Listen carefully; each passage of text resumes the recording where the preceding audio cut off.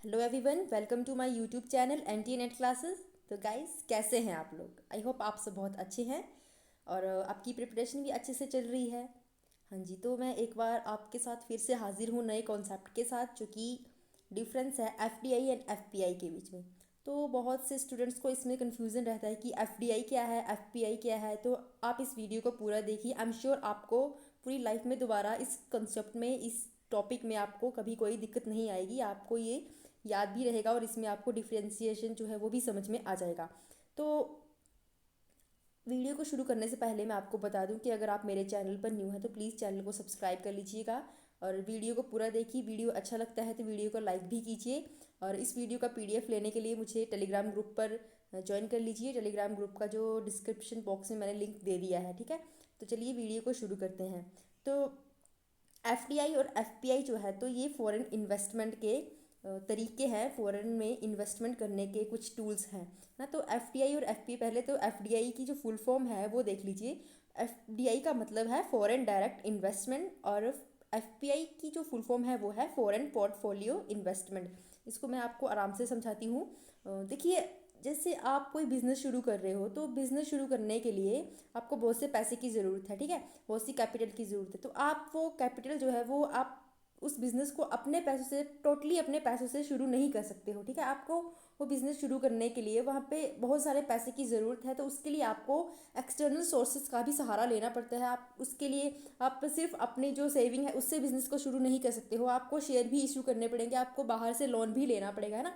तो वैसे ही अगर आपने किसी फॉरेन में इन्वेस्टमेंट करनी है, फॉरेन में, ठीक है, तो उसके लिए भी आपको अपनी इकोनॉमी ग्रोथ करनी है। तो उसके लिए आपको, आप टोटली इंटरनल रिसोर्सेज जो है वहाँ पर उससे ही आप जो है फंड्स को रेज नहीं कर सकते हो। आपको उससे बाहर जाना पड़ेगा, आपको फॉरेन में भी इन्वेस्टमेंट करनी पड़ेगी। तो एफडीआई एंड एफपीआई जो है वो ये फॉरेन में इन्वेस्ट करने के दो टूल्स हैं, दो वेज हैं, ठीक है।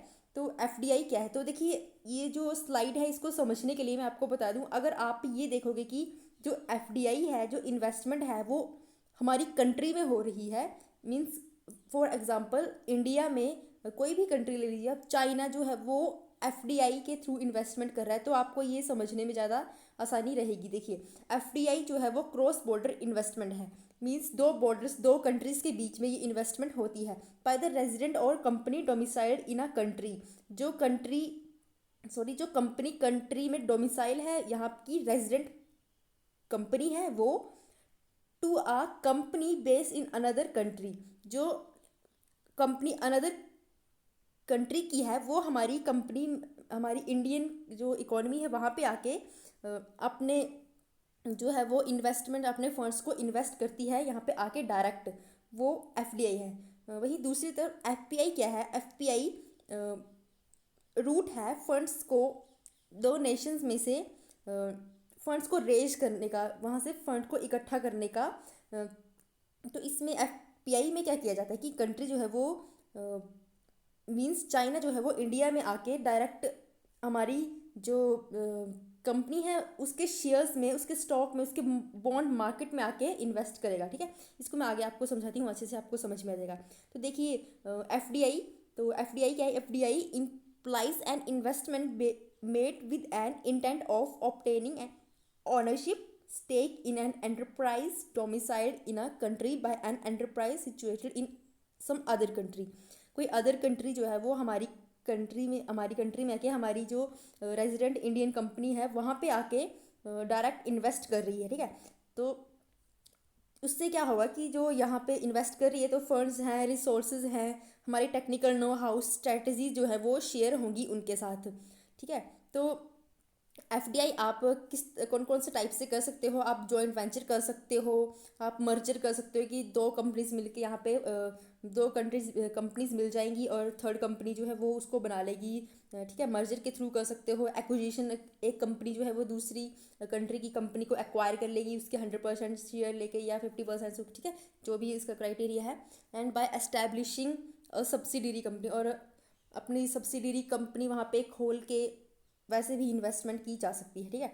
The investor company has a substantial amount of influence and control over the investee company. जो इन्वेस्टी कंपनी है, फॉर एग्जांपल जो इन्वेस्टी कंपनी आप मान लीजिए इंडिया है और इन्वेस्टर कंपनी चाइना है, तो वो इंडिया पे आके इंडियन कंपनी में आके इन्वेस्ट करती है। इन्वेस्टी कंपनी हो गई हमारी इंडिया, तो इंडिया पे आके इन्वेस्ट करती है, तो क्या हुआ कि चाइना को इंडिया की कंपनी का पूरा जो कंट्रोल है वो मिल जाएगा। मैनेजमेंट जो राइट है उसको पार्टिसिपेट करने के पूरे राइट्स मिल जाएंगे, वोटिंग के राइट्स वो भी है चाइना को मिल जाएंगे, ठीक है।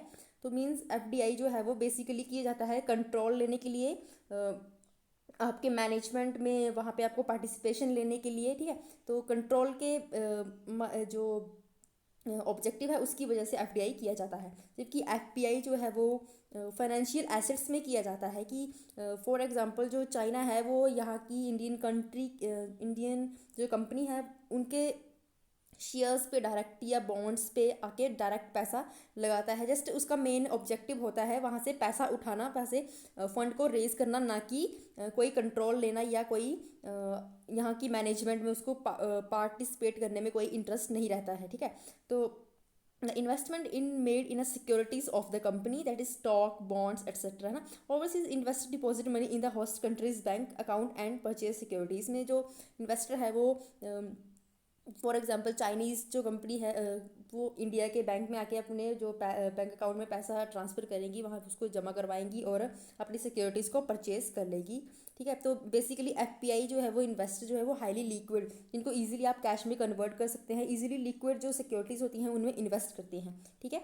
तो इनमें हम डिफरेंस देख लेते हैं, आपको ईजिली समझ में आ जाएगा कि एफडीआई और एफपीआई में क्या फ़र्क है। तो देखिए एफडीआई, जैसे कि मैंने बताया कि एफडीआई जो है वो फॉरेन कंपनी जो है वो जो फॉरेन कंपनी है वो हमारी कंट्री में इन्वेस्ट कर रही है डायरेक्ट उसके मैनेजमेंट में, उसके कंट्रोल लेने के लिए, तो उसे एफडीआई कहते हैं। जबकि एफपीआई जो है उसमें इन्वेस्ट करते हैं कंट्री के फाइनेंशियल एसेट्स में, ठीक है। तो इसे एफपीआई कहा जाता है।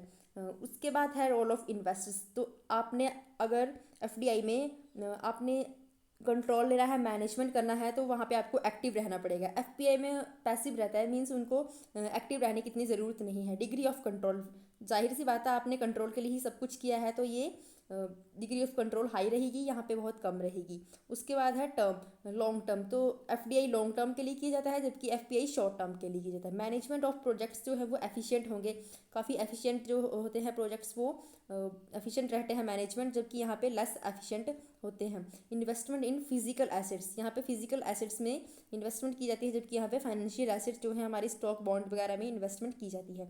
एंट्री एंड एग्जिट डिफ़िकल्ट, आपने दूसरी कंट्री में आके आपने यहाँ पे इन्वेस्ट करना है, यहाँ पे आपने पूरी मैनेजमेंट करनी है, कंट्रोल लेना है, यहाँ का वोटिंग राइट लेना है, तो जाहिर सी बात है यहाँ पे आप ऐसे नहीं कि आप कभी भी आए कभी भी एग्जिट कर गए, तो एंट्री और एग्जिट जो है वो डिफ़िकल्ट काम होगा। जबकि एफपीआई है, जस्ट आपने कैश रेज, फंड रेज करना है, तो यहाँ पे आपका आना और जाना, एग्जिट और एंट्री काफ़ी ईजी रहता है।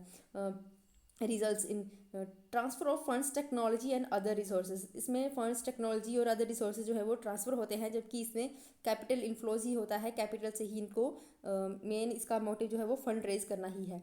तो कंक्लूजन क्या निकलता है कि entry and exit of FDI is very difficult, और एफपीआई में इतना डिफिकल्ट नहीं है, मैंने बता दिया। And investor can easily make the foreign portfolio investment, ठीक है। एफपीआई में इजीली इन्वेस्टमेंट कर सकता है। FDI and FPI two methods to foreign capital can brought into the economy, such an investment has both positive and negative aspects as inflow of funds improves the position of balance of payment. Means अगर जो cash का inflow होगा हमारी economy में, तो हमारा balance of payment जो है उसके ऊपर पॉजिटिव इम्पैक्ट पड़ेगा, तो वो जो है वो उसकी पोजीशन जो है वो इम्प्रूव होगी। जबकि जो कैश आउटफ्लो है, जो फंड का आउटफ्लो हो रहा है डिविडेंड रॉयल्टी के रूप में, तो उससे क्या होगा कि हमारी रिडक्शन होगी बैलेंस ऑफ पेमेंट में, ठीक है। तो आई होप आपको वीडियो समझ में आया है, और वीडियो आपको अच्छा लगे तो प्लीज़ उसे लाइक कीजिए, चैनल को सब्सक्राइब कर दीजिए, फ्रेंड्स के साथ भी जरूर शेयर कीजिए। मिलते हैं नेक्स्ट वीडियो में। Thanks for watching, bye bye, take care.